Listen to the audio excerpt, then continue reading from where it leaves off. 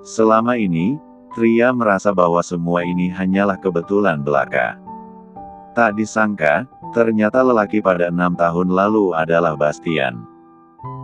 Pantas saja saat Ivana bertemu dengan Sofia, dia bertanya apakah Sofia adalah anak Tria. Dan Tiara juga begitu mewaspadainya. Tiara begitu takut jika Tria terus di sisi Bastian, maka semua akan terbongkar.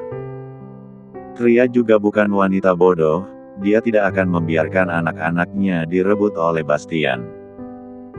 Dia juga tidak akan membiarkan Tiara dan Ivana mencelakai anaknya. Pung perang. Tiara membanting semua benda di dalam kamarnya. Ivana pun terkejut melihat anaknya yang begitu emosi.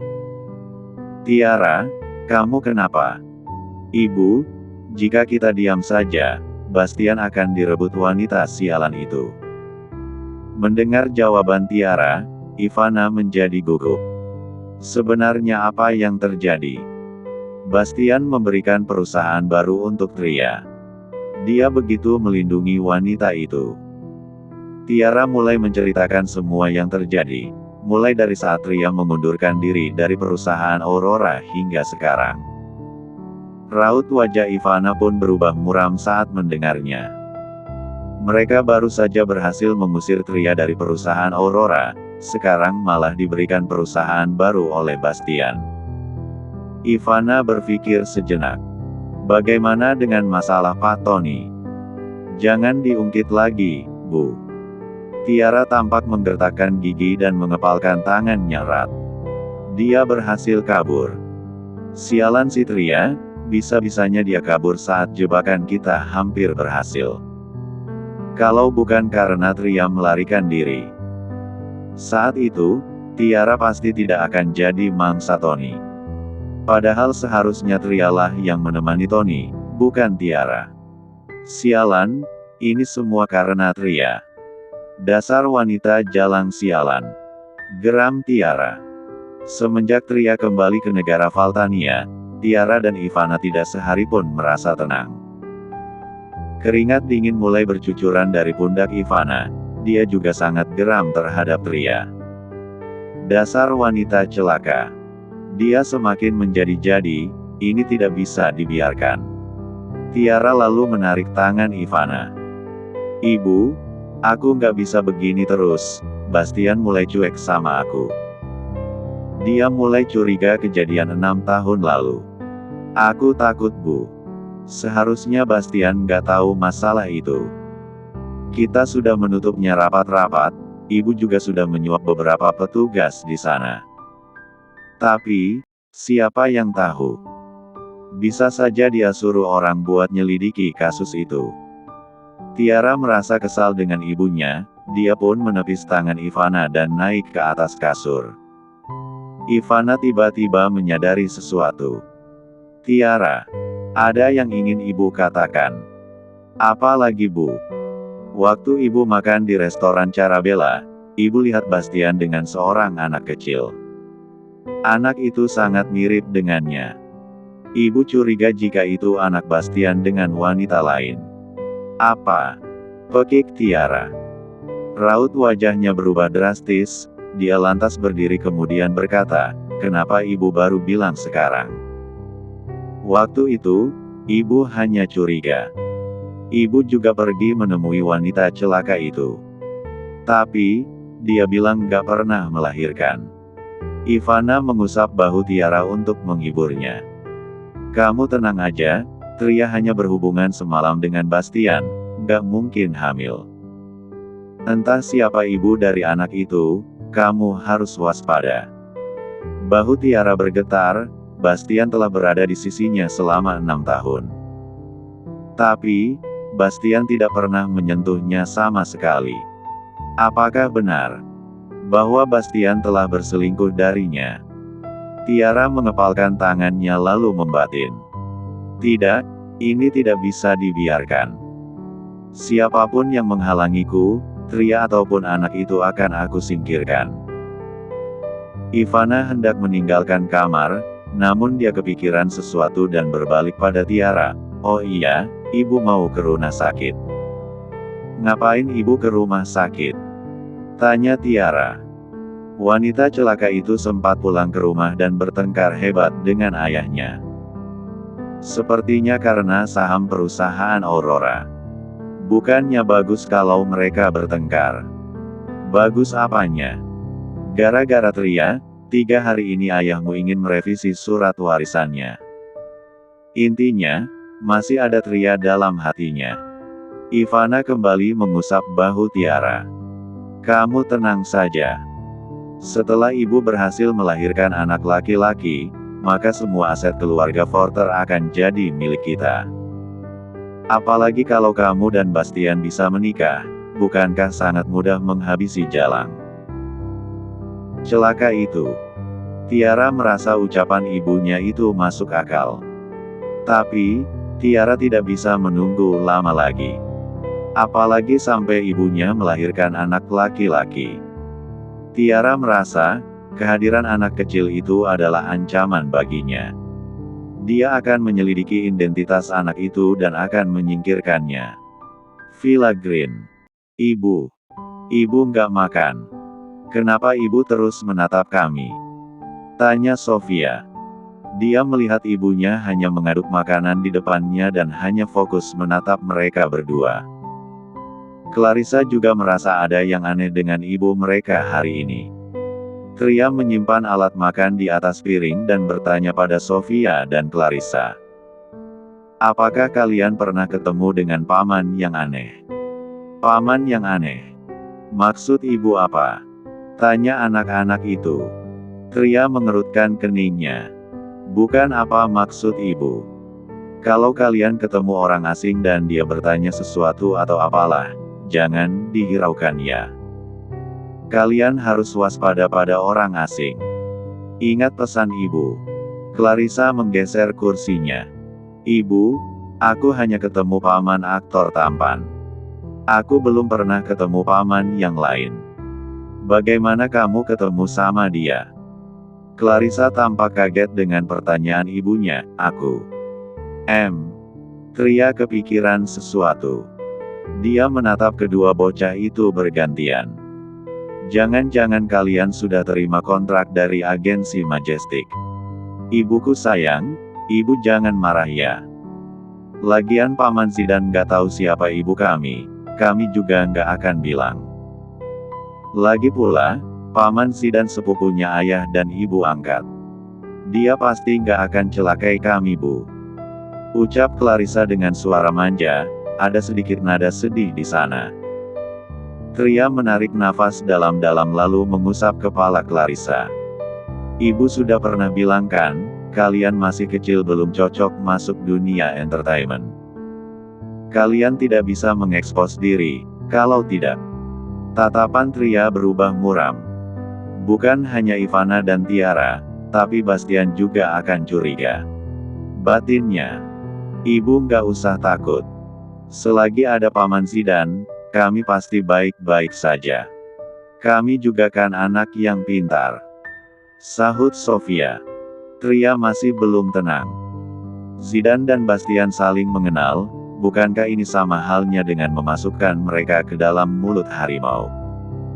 Enggak, pokoknya kalian nggak bisa masuk dunia hiburan. Titik. Tapi bu, Clarissa sudah tanda tangan kontrak. Biaya dendanya sangat mahal sekali. Sahut Sofia dengan wajah cemberut. Tria benar-benar emosi saat ini, dia rasanya ingin muntah berhadapan dengan kedua anak ini. Mereka selalu memiliki jawaban dari setiap perkataan Tria. Sofia melihat ibunya sedang menahan emosi, dia lantas berdiri dan berjalan ke sisi ibunya. Sofia memeluk ibunya dan berkata, "Ibu kamu nggak usah khawatir. Aku dan Clarissa hanya ingin bantu keuangan ibu saja. Lagian kami kan anak yang pintar, mana mungkin kami bisa ditindas." Kamu masih bicara lagi. Kamu nggak ingat kamu pernah ditampar orang. Tria tiba-tiba terdiam. Dia kepikiran sesuatu dan bertanya, kalian tahu dari mana Ivana dan Tiara? Awalnya, Tria tidak terlalu memperdulikannya. Dia hanya marah saat Sofia ditampar Ivana. Tapi, setelah dipikir-pikir, bagaimana ceritanya kedua anak ini bisa tahu Ivana dan Tiara? Raut wajah kedua bocah itu berubah kaku. Clarissa pun tersenyum canggung, mencoba mencairkan suasana. Kami diberitahu ibu angkat Tasya dan ayah angkat Diego. Kata mereka, ibu pernah ditindas oleh ulat bulu dan nenek menor itu. Jadi, kami benci sama mereka.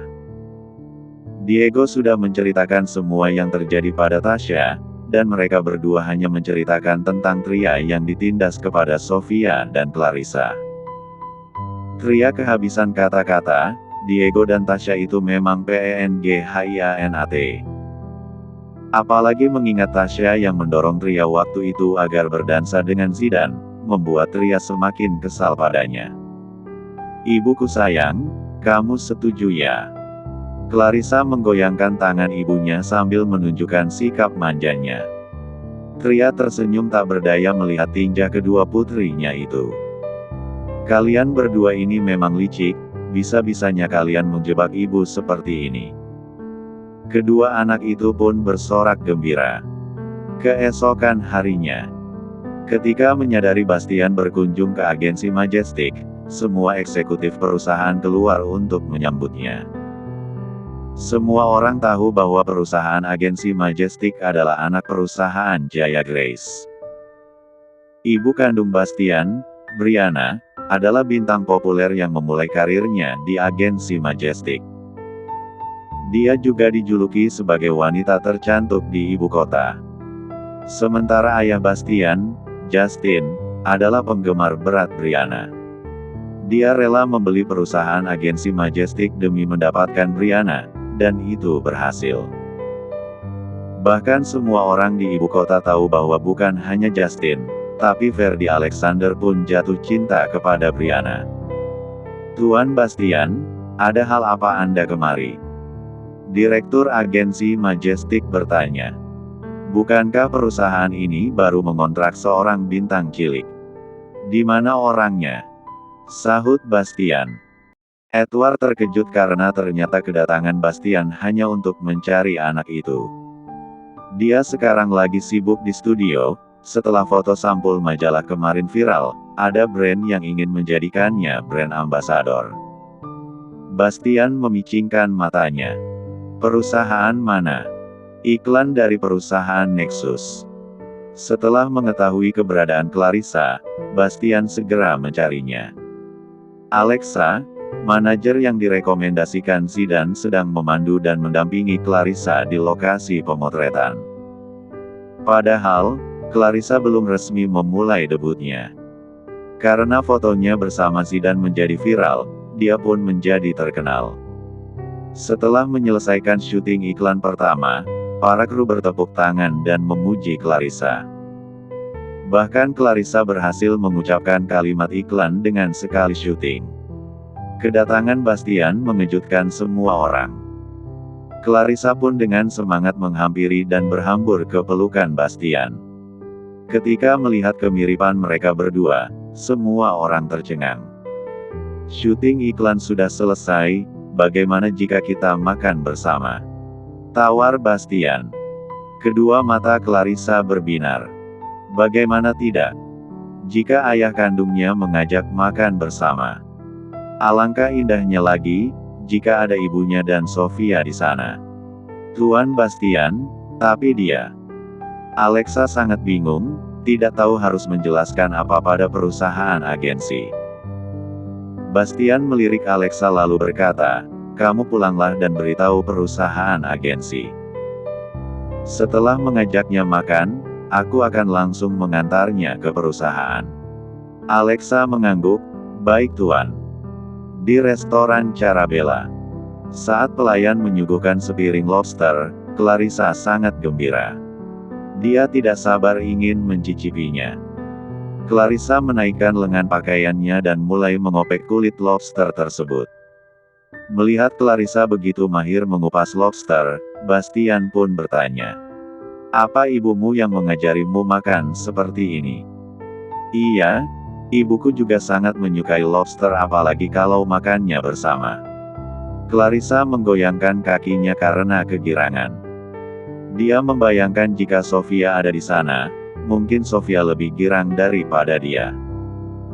Bastian terus menatap Clarissa sambil menopang dagu. Dia sangat penasaran, siapa sebenarnya ibu anak ini. Bagaimana caranya dia mendidik anak yang begitu patuh, sopan dan pengertian ini. Tasya itu siapa kamu? Tanya Bastian.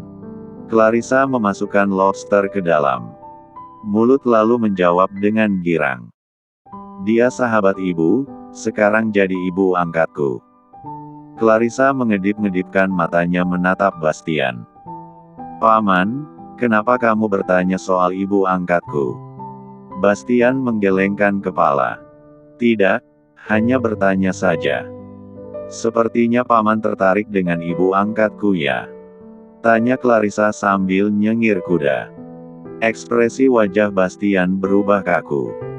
Clarissa menatap Bastian sambil tersenyum. Atau jangan-jangan, paman lebih tertarik dengan ibuku. Bastian dibuat terkejut. Dia menunduk dan menjawab, gimana kalau aku bilang iya? Kali ini giliran Clarissa yang terkejut. Tapi paman sudah punya pacar. Bastian mengernyitkan dahi, tahu dari siapa kamu? Dengar dari orang-orang. Jawab Clarissa. Dia bukan pacarku. Entah apa yang merasuki Bastian, dia malah menjelaskannya pada Clarissa. Clarissa menatap Bastian lekat-lekat. Kalau dia bukan pacar paman, kenapa paman masih bersamanya? Atau jangan-jangan paman ini playboy? Walaupun Bastian adalah ayah kandung Clarissa dan Sofia, mereka tidak akan membiarkan ibu mereka bersama lelaki playboy. Bastian terdiam sejenak, mencoba mencari kata-kata yang cocok untuk diucapkan pada anak kecil ini. Bastian mengusap kepala Clarissa, masalahnya rumit. Lain kali akan aku ceritakan padamu. Bastian masih menyelidiki masalah 6 tahun lalu, jika kebenaran terungkap barulah dia akan menjelaskannya. Setelah makan di restoran, Bastian mengantar Clarissa kembali ke perusahaan agensi. Setelah Clarissa masuk ke dalam perusahaan, Bastian membuka tangannya. Terdapat 2 helai rambut Clarissa saat dia mengusap kepalanya tadi. Bruno, pergi ke laboratorium forensik. Aku ingin melakukan tes DNA. Bruno mengangguk, baik tuan. Keesokan harinya, Bastian makan bersama seorang anak kecil berusia sekitar 5 atau 6 tahun. Anak itu adalah bintang cilik perusahaan agensi. Sepertinya, anak itu adalah anak di luar nikah milik Bastian dengan wanita lain. Karena ada paparazzi yang melihat Clarissa dan Bastian makan di restoran kemarin, kini berita itu menjadi viral. Bruno yang melihat berita viral itu pun menoleh dan bertanya dengan hati-hati kepada Bastian. Tuan, berita ini. Bastian hanya menatap Bruno. Bruno pun mengerti maksud tuannya itu. Baiklah tuan, aku akan menelpon mereka agar menekan berita itu. Entah paparazzi mana yang sudah berani mengambil foto Bastian dan Clarissa kemarin. Tapi, Bastian tidak terlalu peduli. Dia lebih penasaran dengan reaksi Tria saat melihat berita itu. Tria, Andra dan Rifan sedang melakukan rapat di ruangan. Tria telah merekrut beberapa pekerja yang telah mengundurkan diri dari perusahaan Aurora dan membentuk tim perhiasan baru. Bu Tria, apa kamu belum memikirkan nama untuk merek kita? Tanya Ivan. Tria melipat tangan di dada sambil berpikir. Tiba-tiba ponselnya berdering. Itu adalah panggilan dari Diego. Tria permisi pada Andra dan Ivan untuk menerima panggilan itu. Tria berjalan ke sudut ruangan dan mengangkat panggilan itu. Aku lagi rapat, kenapa kamu telepon di jam seperti ini? Kamu masih punya waktu kerja ya? Sekarang kamu sudah tamat.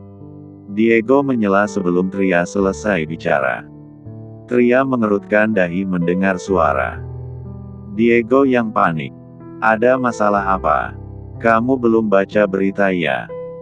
Ada paparazzi yang mengambil foto Clarissa saat makan siang bersama Tuan Bastian kemarin. Sekarang orang-orang mengira bahwa Clarissa adalah anak di luar nikah milik Tuan Bastian.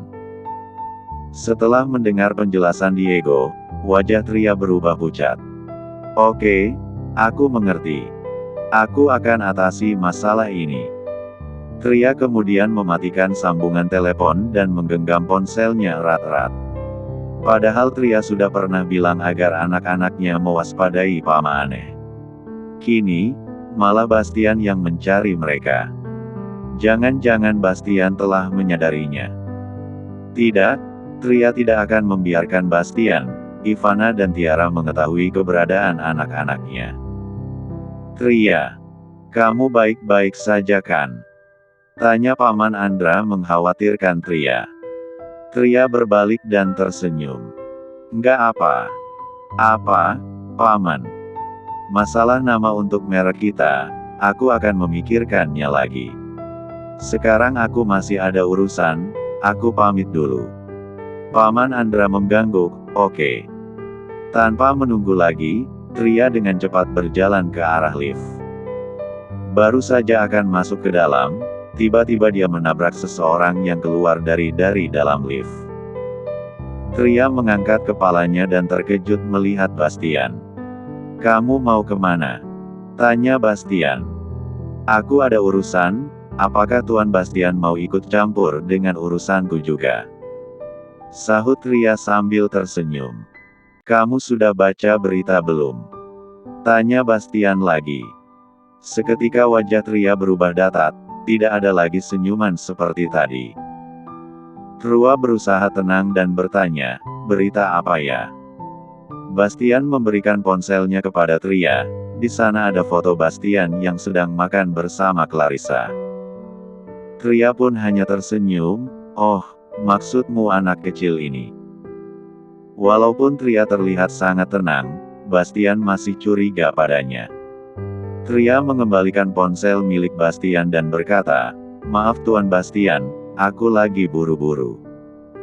Aku ada urusan. Bastian menarik tangan Tria dan menindihnya ke belakang dinding. Tria meronta-ronta dan berkata, Tuan, apa yang ingin kamu lakukan? Ada urusan apa kamu sampai harus terburu-buru seperti ini? Padahal ini masih jam kerja. Bastian terus mengamati wajah Tria, dia merasa bahwa Tria menyembunyikan sesuatu. Tria mengerutkan dahi, maaf Tuan Bastian, kita ini mitra kerja sama. Aku bukan pegawai kamu, tidak seharusnya kamu ikut campur urusanku. Bastian mendekatkan wajahnya pada Tria, bagaimana kalau kali ini aku ikut campur? Kamu. Aku cuma bertanya, kamu ada urusan apa? Tapi kamu malah terlihat gugup. Atau jangan-jangan. Bastian tersenyum. Kamu. Takut aku menemukan sesuatu dari anak itu.